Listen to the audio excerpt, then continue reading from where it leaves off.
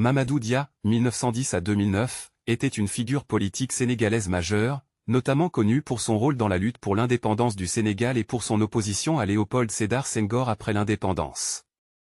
Parcours et rôle dans l'indépendance. Né en 1910 à Khombole, Mamadou Dia suit une formation à l'école William-Ponty avant de devenir administrateur colonial.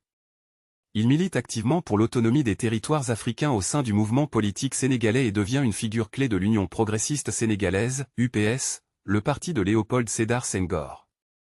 En 1957, il est nommé président du Conseil du gouvernement du Sénégal, alors que le pays est encore sous administration française. Lorsque le Sénégal accède à l'indépendance en 1960, Mamadou Dia devient Premier ministre, tandis que Senghor est élu président. Le conflit avec Senghor et l'arrestation. Mamadou Dia était un dirigeant pragmatique et austère, privilégiant une politique économique volontariste, axée sur le développement rural et la lutte contre la corruption. Cependant, il entre rapidement en conflit avec Senghor, qui adopte une approche plus modérée et diplomatique. En 1962, un affrontement politique éclate entre les deux hommes. Mamadou Dia tente de dissoudre l'Assemblée nationale pour empêcher un vote de défiance contre son gouvernement. Senghor l'accuse alors de tentative de coup d'État.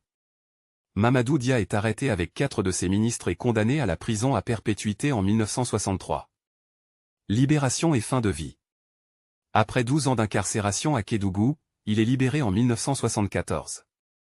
Bien qu'il soit resté une figure respectée, il ne jouera plus de rôle politique majeur.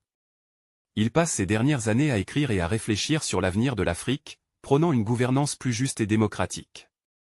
Mamadou Dia décède en 2009 à Dakar, laissant derrière lui une vision du développement africain basée sur la justice sociale et l'autonomie économique.